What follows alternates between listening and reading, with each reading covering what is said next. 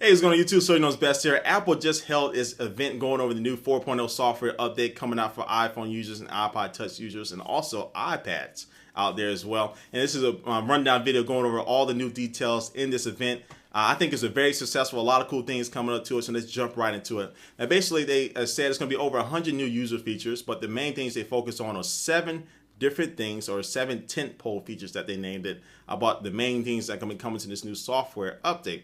Now, the first one is actually probably the biggest one is multitasking. So multitasking is coming to the iPhone, much awaited. And the basic way they're going to do this is going to have several different things or APIs that applications can do in the background. So these applications aren't just going to be running freely out there, full force running. They're only going to be doing certain things in the background. First thing is going to be background audio, so applications like Pandora will be able to play the audio or the radio back in the background as well.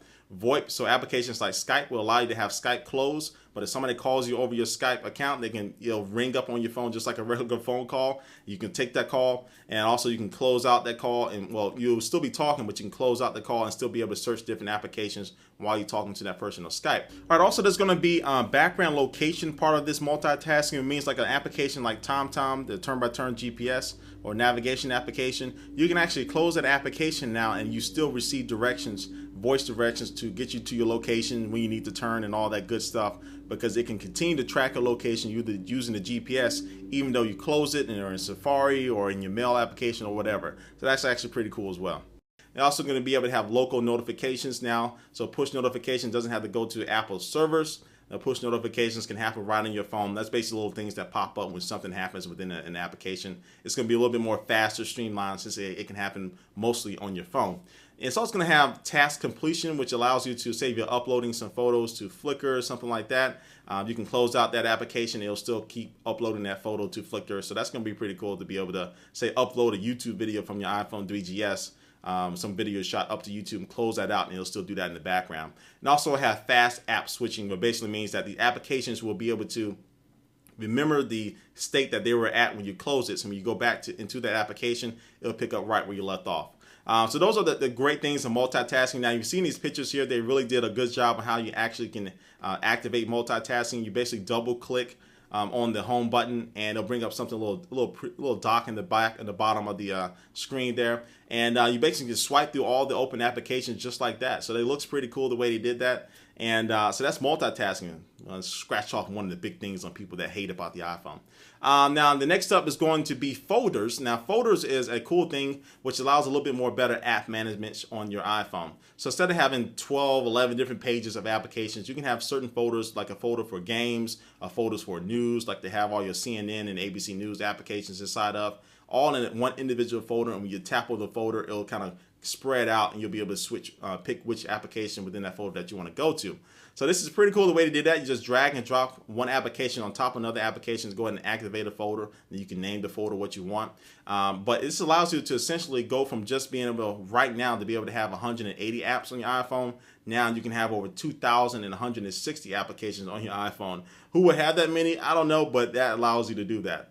Third up is mail. The mail application on the iPhone, real quick, is getting a unified mailbox. They have all your Gmail, MobileMe, Yahoo, whatever, sync it to one mailbox. Fast inbox switching, and also you can be able to open attachments that come in your mail in individual applications themselves.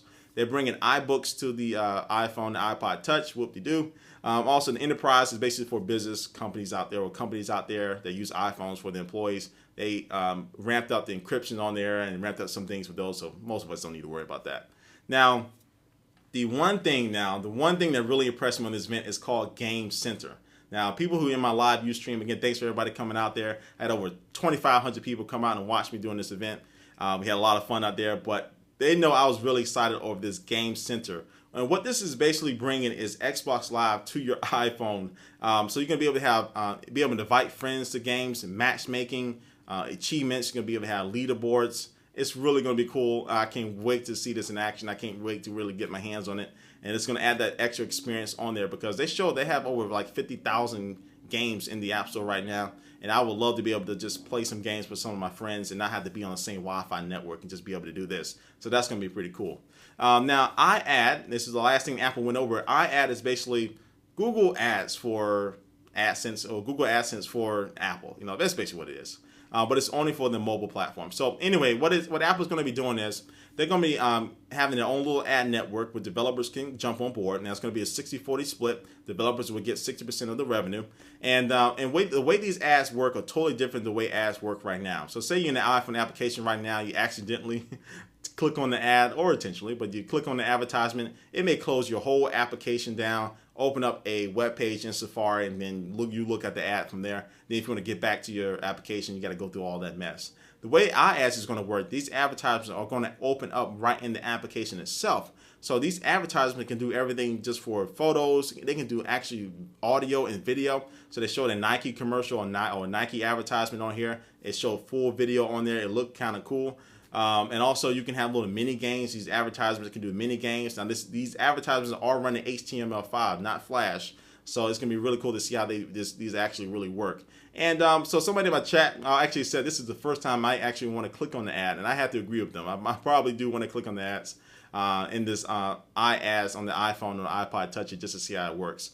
But that's going to be pretty fun to see. And that's kind of Apple really going after the Google market share for the mobile advertisement. So that is iAd, and this is pretty much a culmination of what happened in the event. Now, when are you going to be able to get your hands on the 4.0 software update? Well, developers out there can actually get their hands on the beta right now, and all those people who are in the jailbreaking community, you'll probably expect that beta preview to be out probably shortly, within hours. But for everybody else here, you'll be able to get the software update for iPhone owners and iPod Touch owners this summer. It's also coming to the iPad as well, but not until the fall. Now, the way this is broken down to iPhone 3GS owners and iPod third generation owners, basically the last versions of the iPhone and iPod Touch, will be able to get the full features of the 4.0 software update.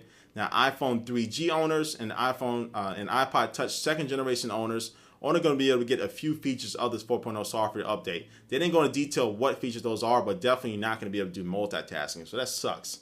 Now, what sucks even more is the first generation iPhone users and first generation iPod Touch owners, you don't get nothing. So you're pretty much out there with the same regular update, or they may have some little special update for y'all, which kind of sucks. But so first generation owners, you're totally out of it. So that kind of sucks, but I think for the most part, for the majority of people out there, I think this was a successful update for people. I'm really excited to see Game Center on here. I'm really excited to see that. But Soldier Knows Best here with a little breakdown of the Apple event today. If you have any more news or anything else, how do you feel about this event? Leave a comment below. But thanks for watching. Soldier Knows Best, and I will catch you later. Peace.